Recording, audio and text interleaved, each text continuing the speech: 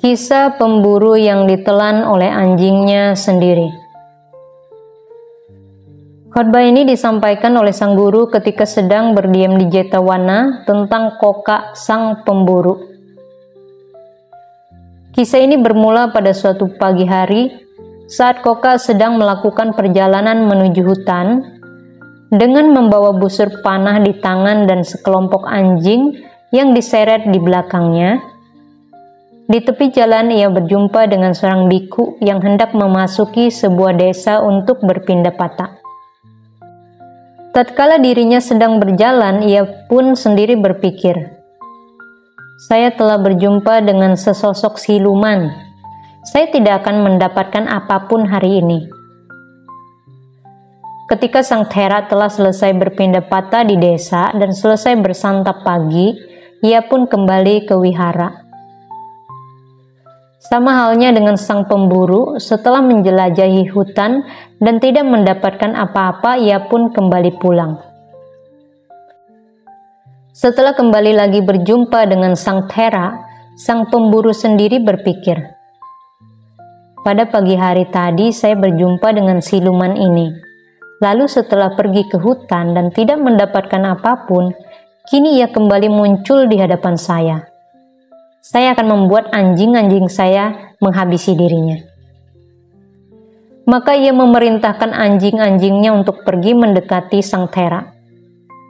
Sementara sang Thera memohon ampunan kepada sang pemburu dengan berkata, "Jangan berbuat demikian, wahai perumah tangga.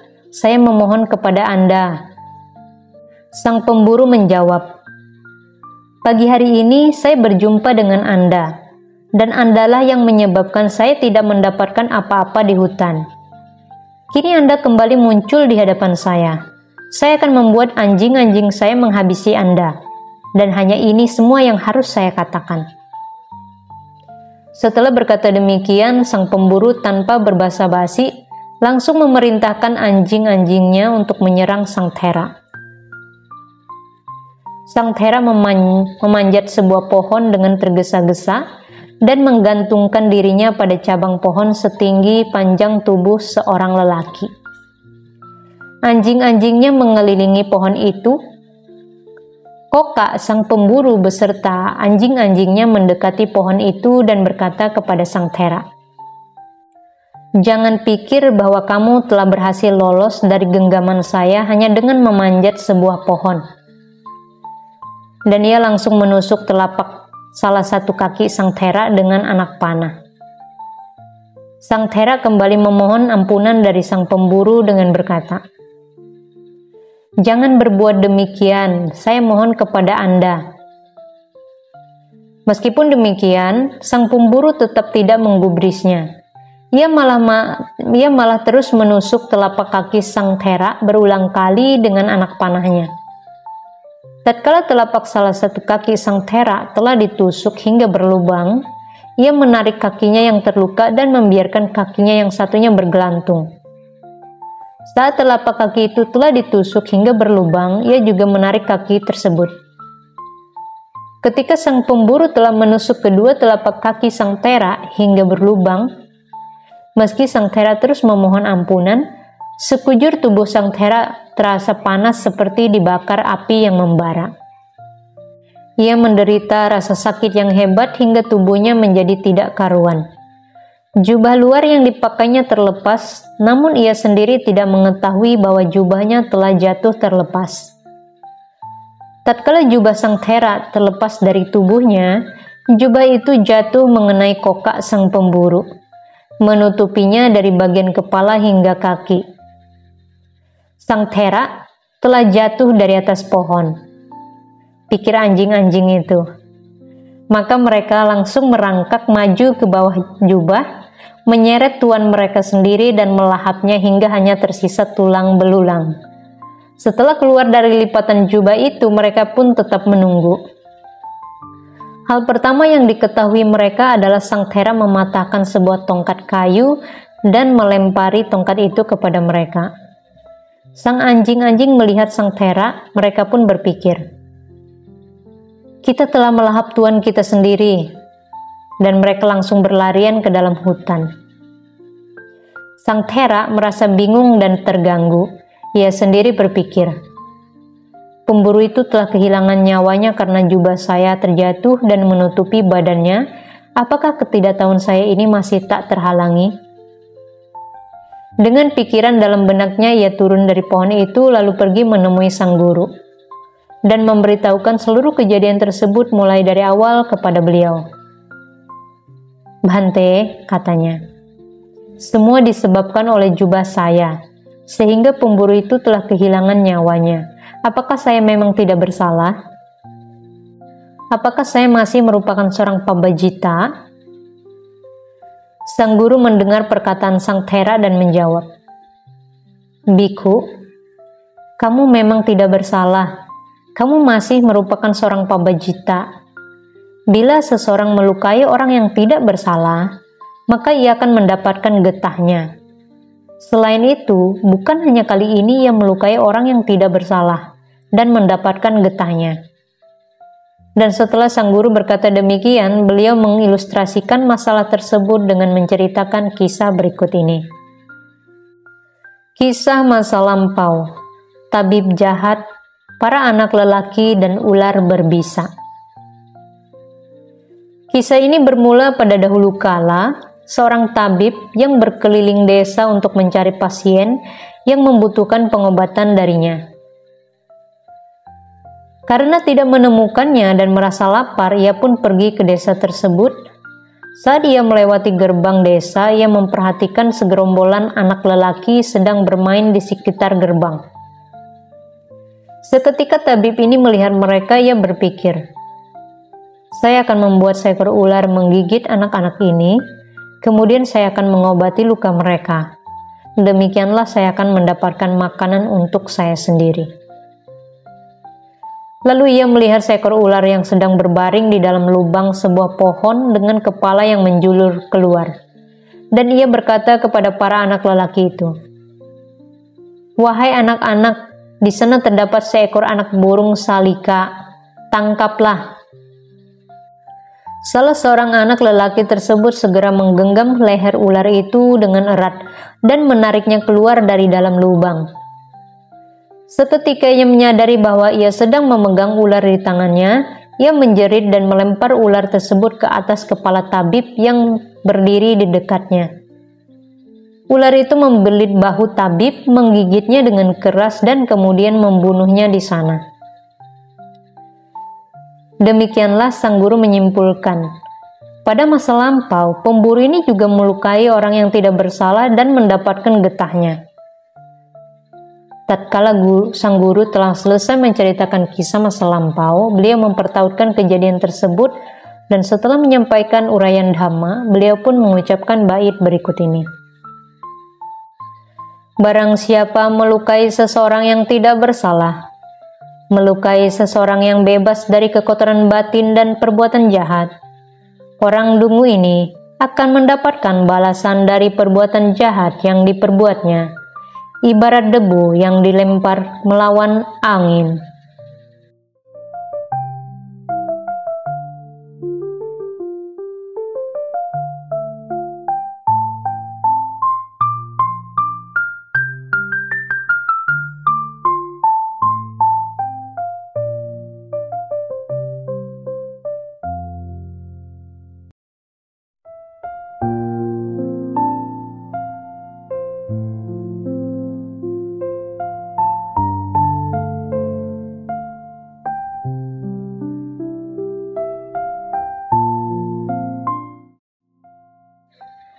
Kisah tukang perhiasan, bhikkhu dan burung bangau. Khotbah ini disampaikan oleh sang guru ketika sedang berdiam di Jetawana tentang Tissa, seorang bhikkhu Thera yang singgah di tempat seorang tukang perhiasan untuk berpindapata. Sang Thera ini telah makan di rumah seorang tukang perhiasan selama 12 tahun. Dan tuan serta nyonya rumah tersebut telah melayani segala kebutuhannya seperti yang dilakukan oleh seorang ibu dan ayah. Suatu hari, tukang perhiasan duduk sambil memotong daging dan sang Thera duduk di hadapannya. Kala itu, Raja Pasenadi Kosala mengirimkan sebuah batu berharga kepada tukang perhiasan serta berpesan, "Bersihkan dan lubangi batu berharga ini, lalu kirimkan kembali." Meskipun kedua tangannya berdarah, tukang perhiasan mengambil batu berharga tersebut dan menaruhnya ke dalam sebuah kotak permata. Kemudian ia pergi ke dalam sebuah ruangan untuk mencuci kedua tangannya. Tukang perhiasan memelihara seekor burung bangau di dalam rumahnya, dan burung bangau itu dengan mencium aroma darah, mengira bahwa batu permata itu adalah sebuah potongan daging. Menelan batu permata itu di dalam pandangan sang Thera.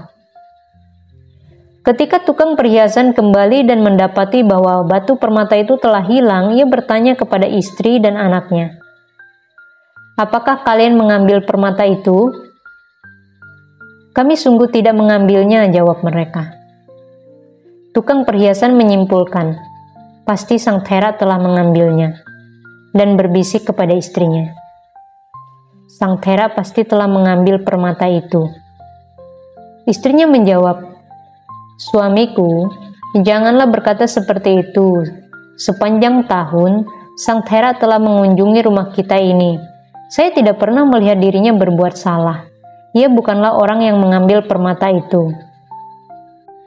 Kemudian tukang perhiasan bertanya kepada sang Thera, "Bhante, apakah Anda yang mengambil batu permata di tempat ini?" "Tidak, wahai umat, saya tidak mengambilnya." "Bhante, tidak ada orang lain yang berada di sini, hanya Anda seorang diri. Pasti Anda yang telah mengambil permata itu. Kembalikan batu permata itu kepada saya." Karena sang Thera tetap menolak untuk mengakui bahwa dirinya telah mengambil permata itu, tukang perhiasan berkata kepada istrinya, "Pasti sang Thera yang telah mengambil permata itu. Saya akan bertanya kepadanya meskipun harus melakukan penyiksaan." "Suamiku, jangan menghancurkan hidup kita. Kita lebih baik menjadi budak daripada berbuat demikian terhadap sang Thera." Namun tukang perhiasan menjawab, "Bila kita berdua menjadi budak, kita tidak akan mendapatkan penghasilan yang sama dengan harga dari permata itu." Tukang perhiasan mengambil seikat tali, mengikat kepala sang Thera dan memukuli kepalanya dengan menggunakan sebuah tongkat. Darah sang Thera mengucur keluar dari kepala, telinga, hidung, dan kedua matanya membengkak.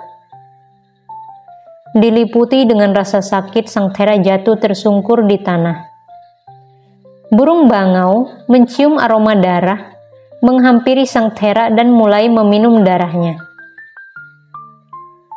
Tukang perhiasan selain diselimuti kemarahan terhadap sang Thera, berteriak, "Apa yang sedang kamu lakukan di sini?" dan menyepak keluar burung bangau itu. Namun hanya dengan satu sepakan cukup membuat burung bangau menjadi terbunuh dan ia pun membalikkan badannya. Tatkala sang Thera melihatnya, ia berkata kepada tukang perhiasan, "Wahai umat, renggangkan tali di kepala saya dan lihatlah apakah burung bangau itu telah mati atau belum." Tukang perhiasan menjawabnya, "Kamu juga akan mati seperti burung bangau itu." "Wahai umat, burung bangau inilah yang menelan permata itu. Meskipun burung bangau itu tidak mati, saya juga lebih baik segera mati daripada memberitahukan dirimu tentang apa jadinya permata itu." Tukang perhiasan langsung membuka tembolok burung bangau, dan hal pertama yang ia temui adalah permata itu. Lalu sekujur tubuhnya bergemetaran, hatinya menjadi cemas, dan ia pun bersujud di kaki sang Thera sambil berkata, "Mohon maafkanlah saya, Bhante. Semua yang telah saya lakukan dikarenakan kelalaian saya." "Wahai umat," jawab sang Thera, "kamu tidak sepenuhnya bersalah, dan saya juga tidak bersalah. Roda kelahiran kembalilah yang patut disalahkan. Saya memaafkan dirimu dengan ikhlas." "Bhante, jika memang benar Anda memaafkan saya, Mohon Anda berkenan duduk di dalam rumah saya seperti biasanya dan terimalah derma dari kedua tangan saya. Wahai umat, mulai saat ini juga saya tidak akan menginjakkan kaki di dalam rumah siapapun. Keadaan saya sekarang adalah akibat dari memasuki rumah orang lain. Sejak saat ini juga, kemanapun saya pergi, saya hanya menerima derma ketika berdiri di depan pintu rumah. Demikianlah yang dikatakan oleh Sang Thera. Ia menjalankan salah satu dari pelaksanaan sila murni, dan setelah berkata demikian, ia mengucapkan bait berikut ini.